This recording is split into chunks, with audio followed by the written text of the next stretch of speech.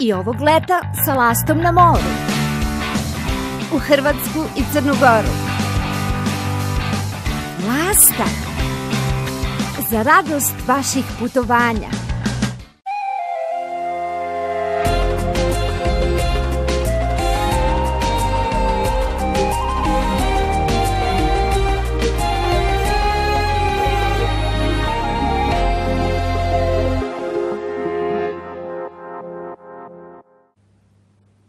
Iskreni, nezavisni, svoji.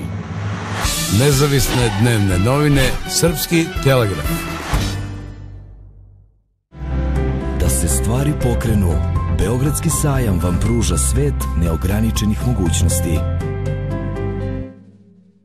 Iz dubina prošlosti, od autora bestsellera Beograd večiti grad, stiže nam novo kapitalno delo 100 senki nad Beogradom. Knjiga koju je vredilo čekati. Aleksandar Diklić, 100 senki nad Beogradom.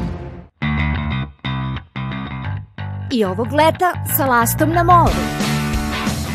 U Hrvatsku i Crnu Goru. Lasta. Za radost vaših putovanja.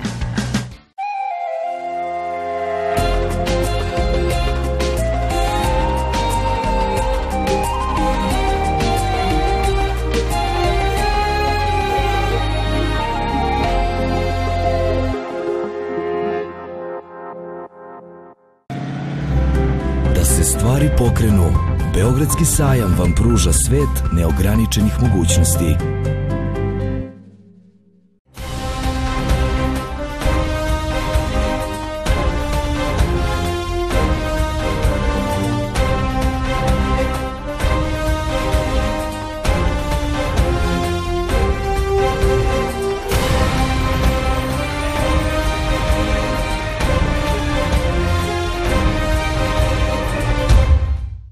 Dobro večer. Katalonski referendum gurnuo je Španiju u najdublju ustavnu krizu u proteklih nekoliko decenija. Predsjednik Katalonije najavio je da će uskoro proglasiti nezavisnost, dok iz Evropske unije ocenjuju da je referendum nelegalan i pozivaju na dijalog. Kako će referendum uticati na budućnost Španije, a kako na Evropsku uniju, u večerašnjoj emisiji razgovaram sa spoljnopolitičkim komentatorom Momčilom Pantilićem. Dobro večer i dobrodošli. Dobro večer. Gospodine Pantiliću, kako ste vi vidjeli sve što se dešavalo u Španiji prošle nedelje? Kao najveću krizu teritorijalnom integritetu jedne članice Evropske unije. Do sad nije bilo takvih slučajeva, ne može da se poredi sa referendumom recimo u Škotskoj, zbog toga što za odcepljenje i separatizam, kako već, je potrebna saglasnost obe strane da bi odgovaralo međunarodnom pravu. U Španiji do toga nije došlo. Katalonija ide svojim putem, koji je protivustavan, tu nema nikakve sumnje, i ukupno reagovanje međunarodne zajednice, ne samo Evropske unije, je nepovoljno po Kataloniju. S druge strane, pokušaj Katalonije da se odcepi može da deluje zarazno širom Evropske unije i to je uz ostalo jedan od motiva da Evropska unija ne prizna nikako legitimnost, legalitet katalonskog referenduma. Jer praktično nema zemlje u Evropi koja nema neku vrstu separatističkih pokreta, makar u tragovima. Dakle, to nije samo pretnja integritetu Španije, nego i niza zemalja u svetu, pa naročito u Evropi. Predsjednik Katalonije Carlos Puigdemont rekao je da će u narednih nekoliko dana Katalonija proglasiti nezavisnost. Hoće li to izazvati nove političke potrese? Poznat je stav premijera Rajoya i Evropske unije vezano oko referenduma i proglašavanja nezavisnosti. Pa, šta može da sledi ako zaista Katalonija, njen vrh, proglasi nezavisnost, mislim da...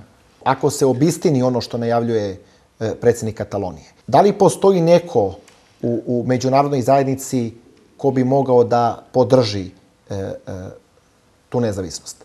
Postoje li države na svetu u ovom momentu, mislim na Sjedinjene Američke Države, na Kanadu, na Veliku Britaniju, na Australiju, na Kinu, na Rusiju, koje bi mogle da priznaju nezavisnost Katalonije? Ne vidi se to. Praktično nije moguće. Prema svim izjašnjavanjima, zvaničnim i nezvaničnim, niko nema spremnosti kao državna vlast da prizna Kataloniju, jer je pretnja svuda. Slično bi moglo da se dogodi u svakom delu, na svakom delu planete, jer nema zemlje koja nije podložna nekoj vrsti separatizma, čak i one koje nam izgledaju najčvršće i sa Ali zbog čega su se u ovom trenutku Katalonci odlučili da sprovedu referendum? Pa oni se spremaju za taj referendum decenijama. Ja se sjećam kad sam bio još pre 3 decenije u Madridu, da su mi pričali da njima Katalonija i Baskija liče na Sloveniju i Hrvatsku. To su mi govorili. I ti pokreti su zaista... Koliko sve ovo liči, odnosno podsjeća na Jugoslaviju 90. ili 91. godine? Pa tu postoje dva aspekta. Ako govorimo o opštoj situaciji u Evropi, podsjeća donekle na Jugoslaviju, jer je Jugoslavija bila jedna tvorevina multinacionalna, više konfesionalna i opšte jedna vrsta male Evropske unije u malom. Ona se raspala na tragičan način kao nijedna druga država u Evropi, a sa drugog aspekta podsjećanje, odnosno poređenje između Katalonije i Kosova, recimo, mislim da je preterano. Šta je vas najviše iznenadilo prošle nedelje? Dakle, brutalna reakcija španske vlade ili tišina iz Evropske unije do podneva u ponedeljak? Više su me iznenadile španske nego evropske stvari. Prvo me iznenadilo što je opšte Katalonija krenula ovakav prodor ka nezavisnosti, uprkos tome što je to protivustavno, uprkos upozorenjima iz Madrida, iz Brisela, pa i iz Vašingtona, da takav čin neće biti priznat. To je jedna stvar. A druga, reakcija španskih vlasti, odnosno policije, koja je na brutalan način sprečila to izjašnjavanje. A opet moramo da imamo u vidu i to da ako se na jednom delu teritorije jedne države krene u proces odcepljenja, da država mora na neki način da reaguje. Ono što je, mislim da je veći problem, što nisu blagovremeno uspostavili konstruktivan dijalog koji je mogao da dovede do rešenja. Da li je moglo da dođe do dijaloga? I da li je sve ovo moglo da se izbegne? Ko je odgovoran za stotine ljudi koji su prebijeni i povređeni? Dakle, brutalnost španske policije ili neodgovorni katalonski separatisti? Pa tu je kooperacija, da kažem. Obe strane su na svoj način krive. Policija je preterano reagovala, a katalonske vlasti su krenule u jednu mobilizaciju koja je bila protivustavna. Dakle, može samo da se meri možda nijanse... Da li je ta upotreba sile i da li je to slanje policije u Barcelonu moglo da se izbegne? Da li je premijer Rajoy bio prinuđen? Nije bio prinuđen, mogao je da reaguje kao i u bivšem pokušaju jednom katalonskom, sličnom ovome, mada ovaj bio jači i energičniji. A to je da španske vlasti definišu da je to protivustavan proces, da pusti Katalonce da glasaju i da kažu otprilike baš nas briga. Vi ste to izglasali, ali to nema nikakve vajde i posljedice. Da budemo potpuno precizni. Dakle, da li je španski premijer Rajoy prošle nedelje za vreme referenduma ispravno prostupio kada je poslao policiju da zapleni materijal, da primeni silu na građane koji su toga dana izašli da glasaju, da iskažu svoje mišljenje? Mislim da je preterao. Kao što sam malo pre rekao, mislim da je bolji način bio da se taj ceo proces proglasi time što i jeste, dakle, protivustavnim ili da pusti Katalonce da ispričaju svoje. Možda bi čak rezultat bio i drugačiji, možda bi više ljudi izašlo, jer u krajnjoj liniji kad se vidi, kad se uzme u celini katalonsko izjašnjavanje, samo 42% je izašlo, 48% nije. Sve ankete su pokazivale da je većina Katalonaca protiv odcepljenja. Da li, ako to uzmemo u obzir, da li su potezi premijera Rajoya bili potpuno pogrešni? Da li je trebalo uraditi nešto slično kao što je uradio David Cameron kada je Škotskoj omogućio pravo da organizuje referendum koji je, kao što znamo, završen tako da je većina Škota glasala protiv nezavisnosti? Da, nije mogao to da uradi Rajoy kao Cameron zbog toga što bi to bilo protivustavno, jer u Ustavu Španije je garantovan teritorijalni integritet po Ustavu iz 78. koji su i Katalonci i svi ostali potpisali.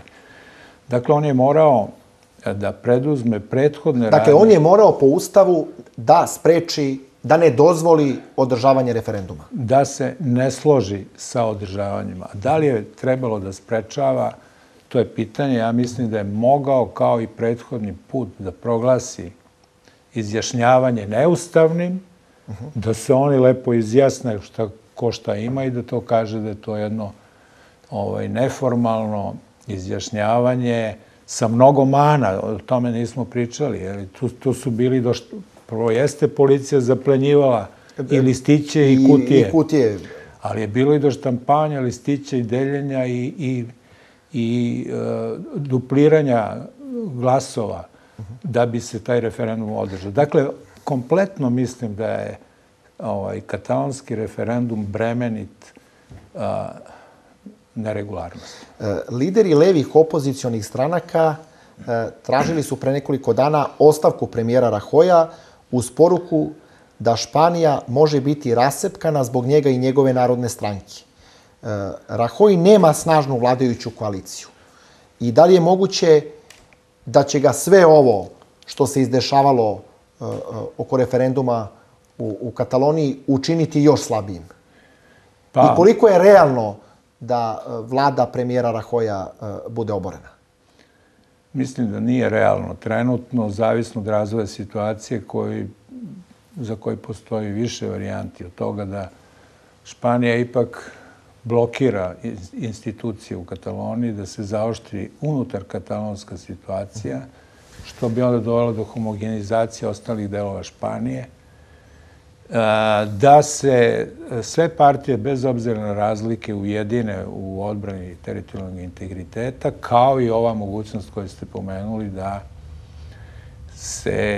da ojača opozicija, možda čak i unutar vladajuće stranke Rajoyu i da to dovede do prevremenih izbora. Mislim da u ovom trenutku možda ide jedan proces koji meni možda interesantniji svakako, a možda i važniji, a to je održavanje građanskih skupova pod vođstvom raznih nevladinih organizacija, od Madrida i Barcelone do Sevilje, Valencije, gde oni traže odnosno kritikuju sve partije i obe strane u ovom sukobu, idu sa belim zastavama, u belim odećama, bez ikakvih stranačkih i nacionalnih obeležja. Šta vi očekujete? Kako će se situacija razvijati unutar Španije? To je teško zaista u ovom trenutku se kaže. Ja mislim da nema rešenja bez dijaloga Madrida i Barcelone. Šta god se umeđu vremenu desilo, na kraju će se, nadam se... Da li od tog odnosa, dakle, vlade u Madridu prema Kataloniji, zavisi i sudbina Španije? Pa u priličnoj meri, jer Španija je definisana kao država autonomija. Osim Katalonije, ukupno je 17 autonomija. Među njima i Baskija, za koju znamo da je bila isto vrlo revnosna u traženju nezavisnosti, čak oružanim putem. Sa militantnom organizacijom ETO-om. Tako je. Galicija također. Da. Dakle, ako bi se pokrenula lavina, u stvari, to ne znamo gde bi se završilo, ne samo u Španiji, nego... Da li će ovo ostati unutrašnje pitanje Španije ili će se Evropska unija umešati? I da li uopšte Evropska unija može da se umeša u ovom trenutku? Da li bi Evropska unija mogla da odigra ulogu posrednika? Pa, Katalonci to traže, ali španske vlasti ne pristaju jer smatraju da su dovoljno zrela demokratija, pravna država, da im ne treba nikakvo posredovanje. Međutim, sigurno je da će posredovanje biti, ako ne javnog, ono diskretnog. Pre svega, na neki način može da se shvati da je Evropska unija i već reagovala, jako i mnogi zameraju da je blaga i pasivna, ali dovoljno je jasna. Pošto je ustavni poredak, kad kaže da je to unutrašnja stvar Španije, to je jasan znak da se prepušta Španiji da taj problem reši. Ukoliko ga ne reši, ja sam siguran da će proraditi nekakvi bezbednosni mehanizmi, ali mislim da predstoji jedna tiha diplomatija koja će pokušati da obe strane navede na dijalog i da nađu kompromisno rešenje koje bi moglo da izgleda, malo će vam možda biti smešno s obzirom na asocijaciju na nas, nešto nalik na više od autonomije, manje od nezavisnosti. Ono što je bilo uočljivo jeste paralisanost, zbunjenost evropskih zvaničnika.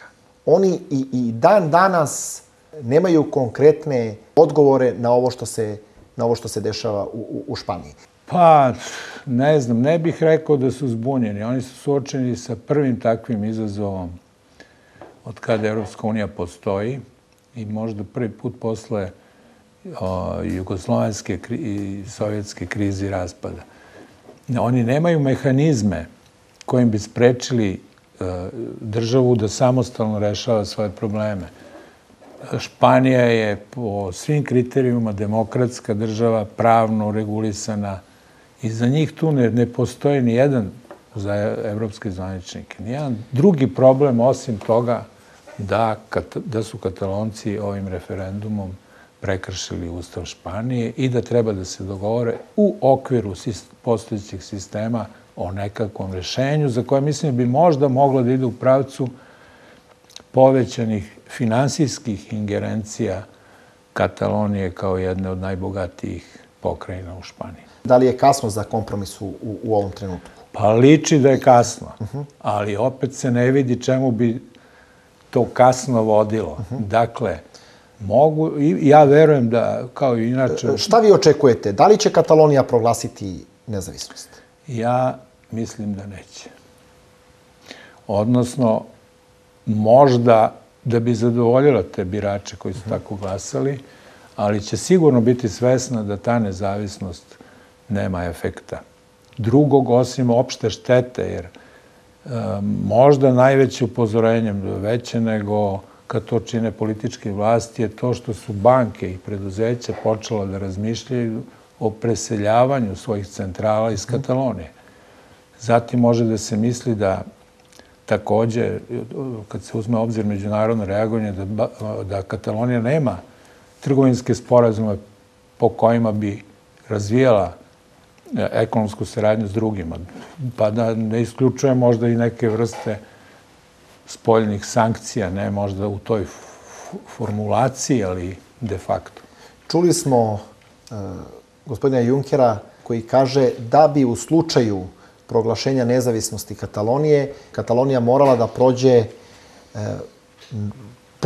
proces ulaska u Evropsku uniju i da bi mogla da bude blokirana od matične države. Dakle, da bi Katalonija u slučaju nezavisnosti bila u istoj situaciji kao što su recimo Srbija, Albanija, Crna Gora. Tako je procedura, to Katalonci moraju da znaju. Dakle, nema automatskog, ne da bi bila izbačena, nego ne bi bila primljena u Evropsku uniju bez procedure koja sleduje svakoj državi kandidatu.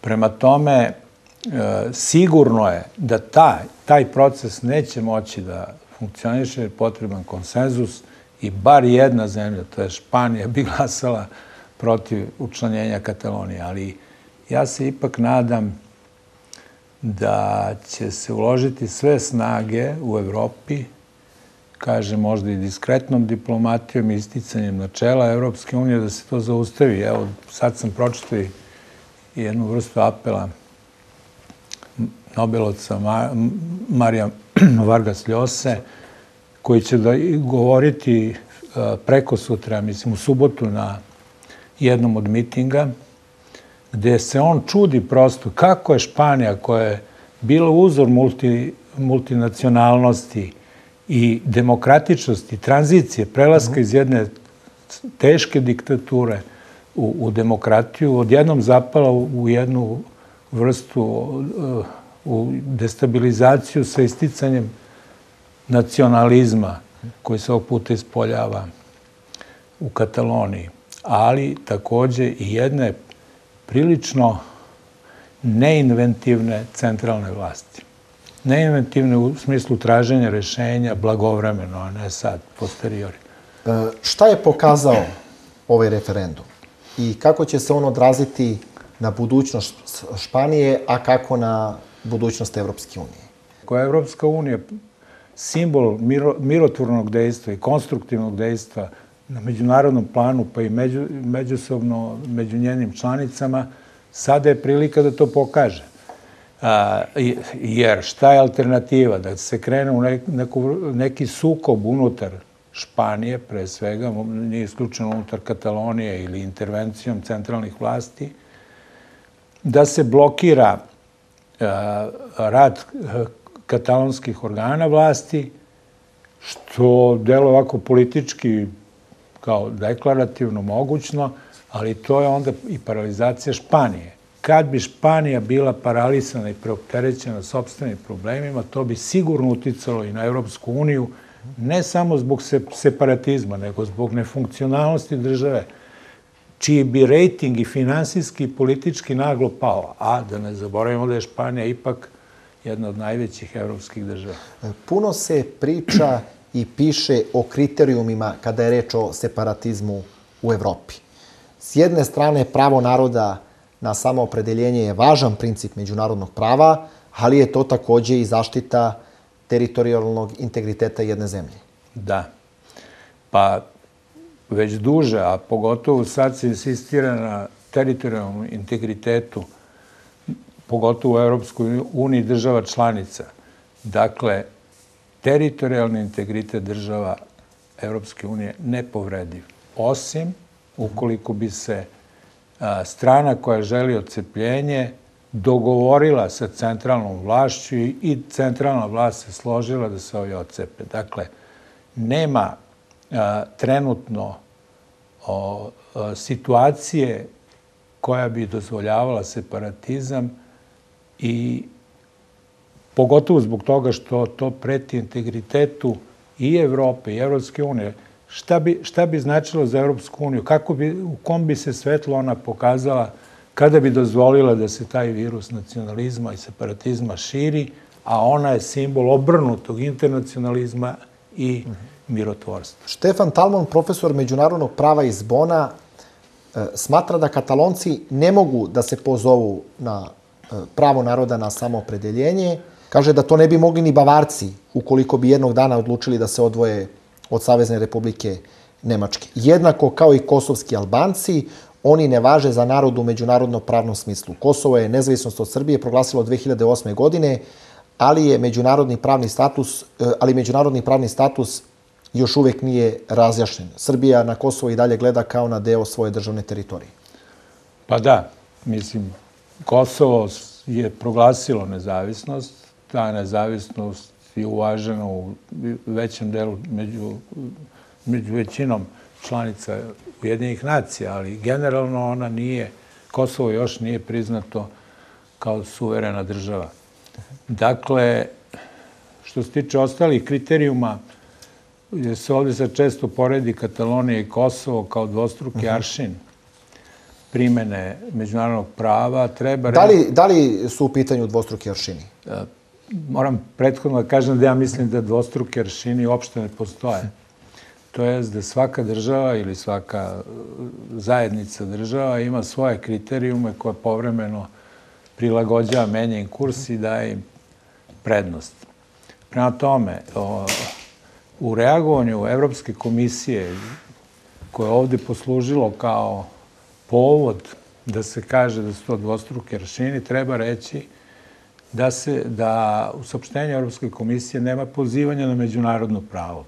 Pre svega se pozivaju na odgovornost prema zemlji članici, dakle po posebnim njihovim pravilima koja važe i koje su oni potpisali u zajedničkom dokumentu. To je jedno. Drugo, do kosovske situacije se došlo ratom i uspostavljanjem međunarodnog protektorata koji u suštini i dalje traje. Što u katalonskom slučaju ne Kosovo je nezavisno postalo politički, ne pravno. Oni smatraju da su pravno, jer oni imaju svoje neko pravo i njih priznaje. Od 193 zemlje, ja mislim 130 i nešto ih je priznalo, ali da bi jedna zemlja punovažno, jedna teritorija postala zaista država, treba da postane članica Ujedinjenih nacija. Uostalom, Španija nije priznala nezavisnost Kosova, Rumunija takođe, Grčka takođe, Kipar. Sve te zemlje koje nisu članice Europske unije koje nisu priznale Kosovo, naravno su to učinili iz sopstvenih razloga. Ali s druge strane, Francuska je priznala nezavisnost Kosova, iako i u Francuskoj postoji težnja Korzikanaca za nezavisnost. Jeste, ali Francuska se osjeća i s pravom kao jedan od glavnih oslonaca Europske unije, sile, dakle priznatog statusa velike sile, koja s Nemačkom vodi glavnu reč u Europskoj uniji. Naravno da ima problem sa separatizmom, ima problem i malo pre ste pomenuli, mogao bi da bude problem i u Nemačkoj, može da bude u Italiji. U Belgiji takođe. Pa i Belgija koja je priznala nezavisnost Kosova suočena sa problemima između Flamanaca i Vilonaca. Ona je najeklatantniji primjer, ako se setimo, čak nekoliko... Pa i Austrija, Južni Tirol takođe. Italija, u kojoj postoji pokret za odcepljenje severa, u kom slučaju bi se ta teritorija prozvala Padanija. Dakle, kao što sam već rekao, praktično nema zemlje koje ne preti neka vrsta secesionizma. Zaboravili smo i Slovačku, koja takođe nije priznala. Rumuniju. Tako, Kipar, naravno. Tako da secesionizam u ovom trenutku moglo bi da se kaže da je postao najveća pretnja stabilnosti Evropske unije i najveća dugoročna pretnja ukoliko se ne reše ostale deobe koje postoje u društvima. Napisao sam baš za Novi magazin da kao da živimo u dobu deoba. Sve se deli. Kompaktnost se sve teže održava. Kad to kažem, mislim čak i na najrazvijenije i vodeće zemlje u kojima se raspadaju stranke, gubi se nacionalna homogenost, ne postoje saglasnost oko jedinstvene spoljne politike i tako dalje. Koliko je Brexit 2016. godine doveo do toga da se separatistički pokreti u Evropi ojačaju? I da li je Brexit dao vetar u jedra Kataloncima? Što se Katalonaca tiče, mislim da im je dao vetar u leđa, ali ne verujem da je bio tako jednostrani efekat zbog toga što su mnoge zemlje, pa i sama Unija, shvatile opasnost separatizma i prilično pokušale da se homogenizuju, da neke od međusobnih razlika među državama reše na konstruktivniji način nego što je počelo. Tako da, pre bih rekao da je Brexit u stvari, osim što je dao vetar u leđa i sam već imao vetar u leđa od raznih drugih separatističkih pokreta i jedne vrste, čak može da se kaže, Trumpove podrške, pa i Putinove razlabavljenju celog koncepta Evropske unije. Trump je otvoreno govorio da je to prevaziđena kategorija. Mnogi smatraju da se balans u Evropi izgubio onog trenutka kada su Italija i Francuska, koji su uz Nemačku bili noseći stubovi Evropske unije, bankrotirali. Dobro, Francuska nije bankrotirala, ali se Italija. Najkritičnije je bila... Strahovito je bila pogođena ekonomskom krizom. Italija isto. Da ne govorimo o Španiji, Portugalu, Grčkoj.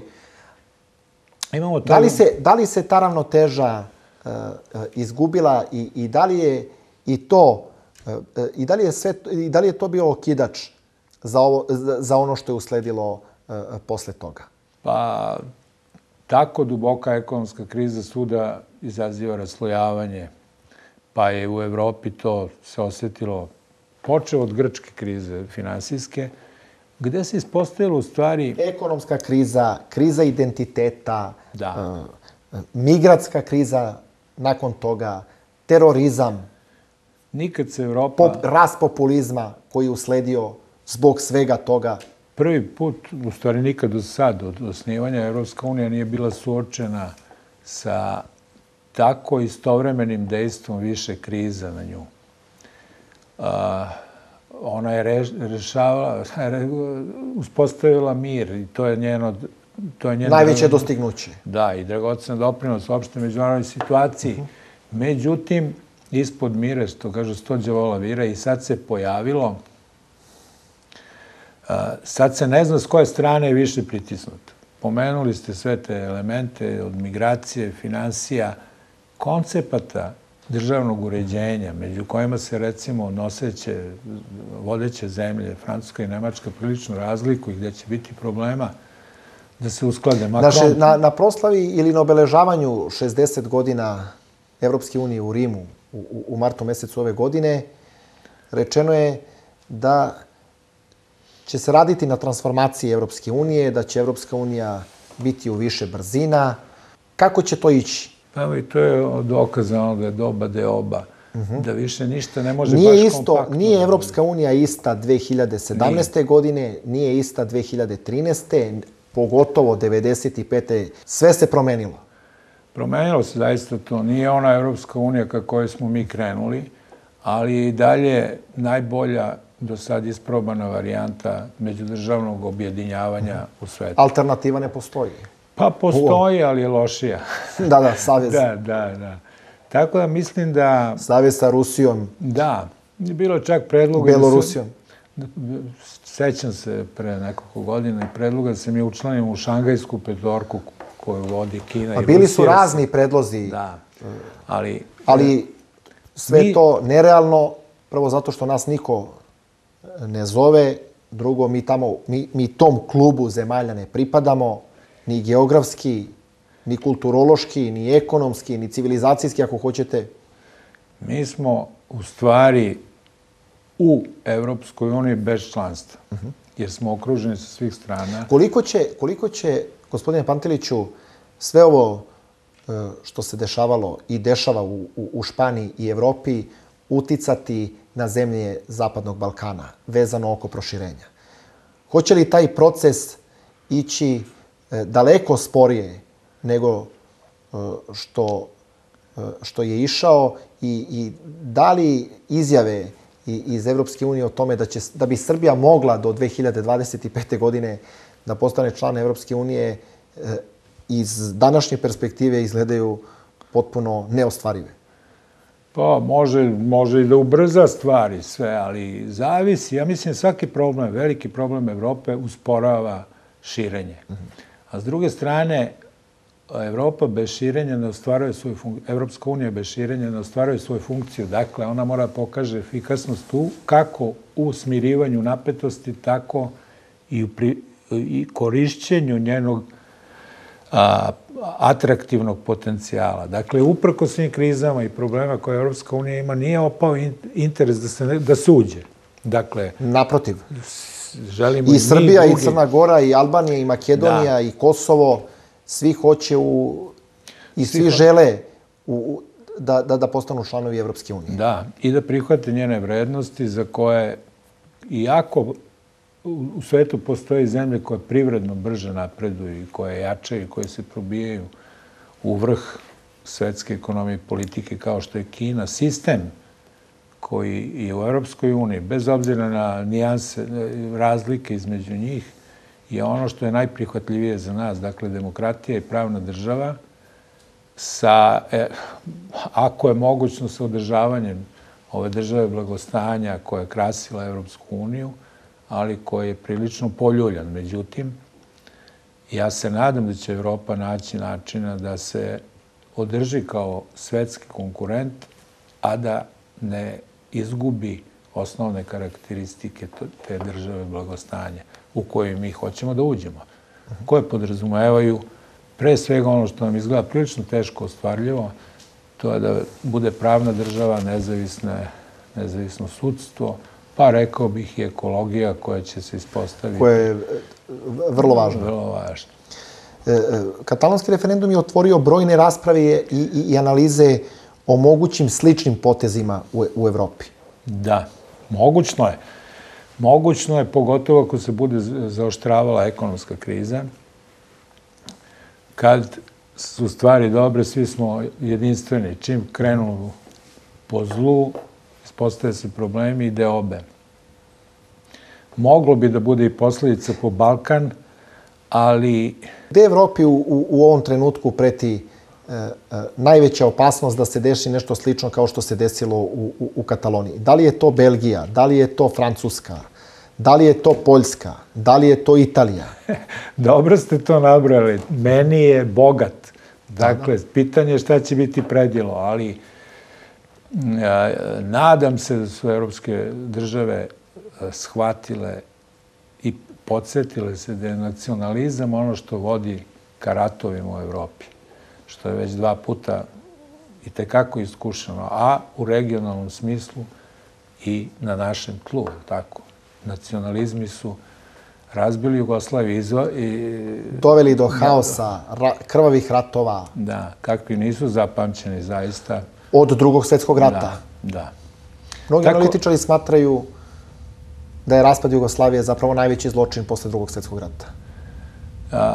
Ne znam, obilovo je zločinima, a što se mene lično tiče, smatram da je to zaista bila velika greška i aktera unutar Jugoslavije i onih koji su izvan tome doprineli.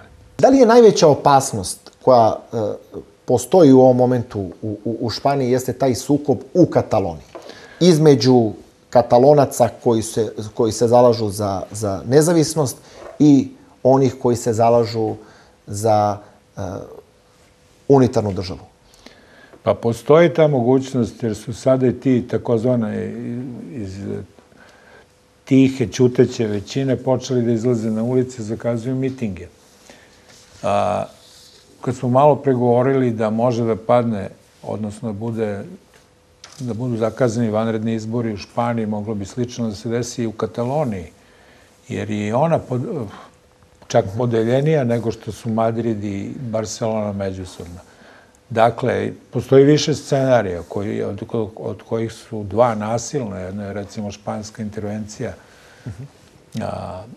kao što je bila za vreme referenduma, i jača, sa blokadama.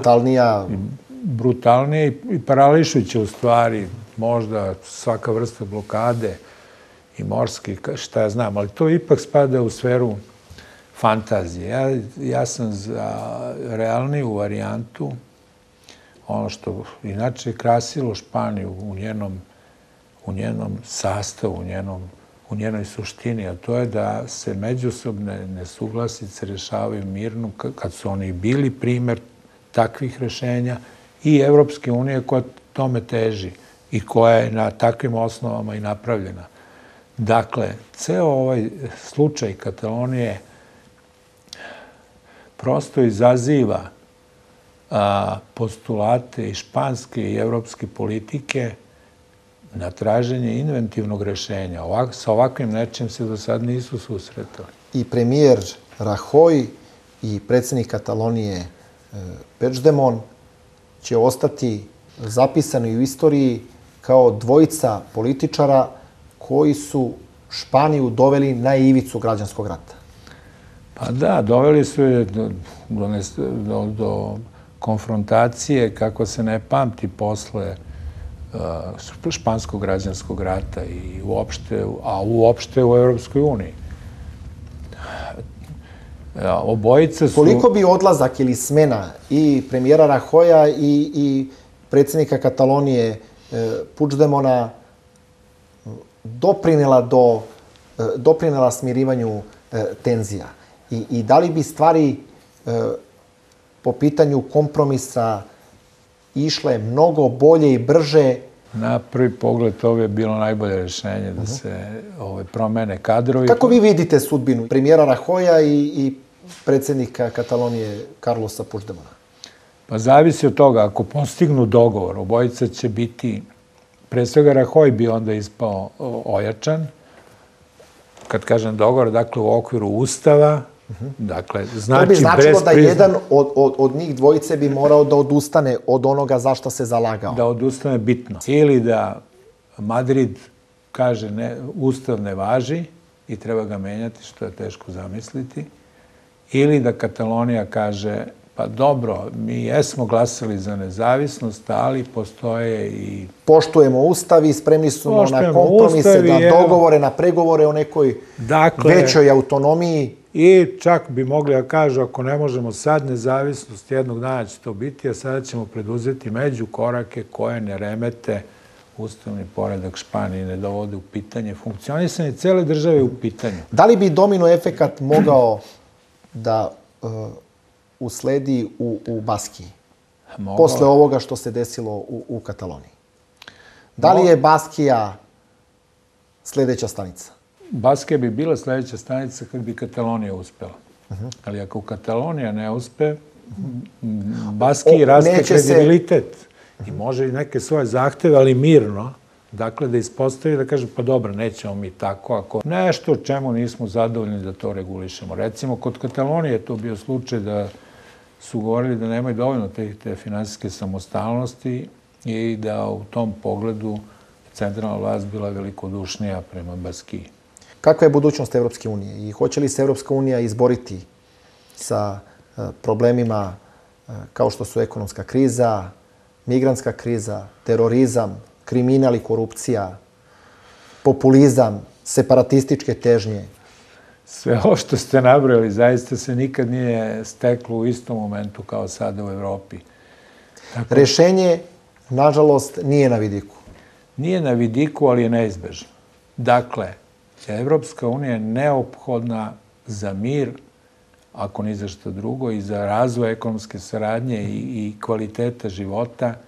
Ako toga ne bude bilo, onda je mogućno svašta, a to svašta istorija je dovoljno registrovala kao to su sukobi i ratovi. Strašne pojave, ratove svake vrste, ne moraju da budu svetski, ali mogu da budu lokalni, regionalni. Lokalni, da.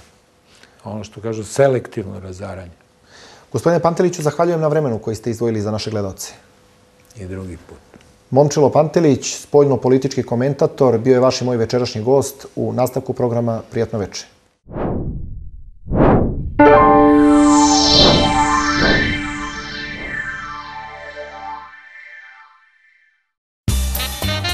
Matis, fabrika modernog nameštaja. Matis, lider u proizvodnji pločastog, tapaciranog i nameštaja od masiva. Matis, garantovano najbrža isporuka, sve od nameštaja na jednom mestu. Matis saloni u Beogradu, Omladinskih brigada 86 i Zrenjaninski put 103B. I od sada ekskluzivni salon u Vojvode Mišića 12, pored Eurosalona na ulazu u sajam. Matis, oseti razliku.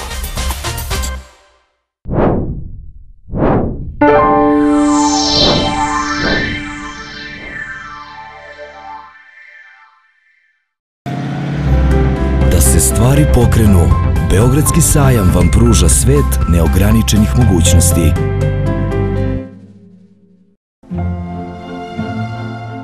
Apsolutni komfor i udobnost. Za vaš potpuni mir. Hotel Mir, Zlatibor.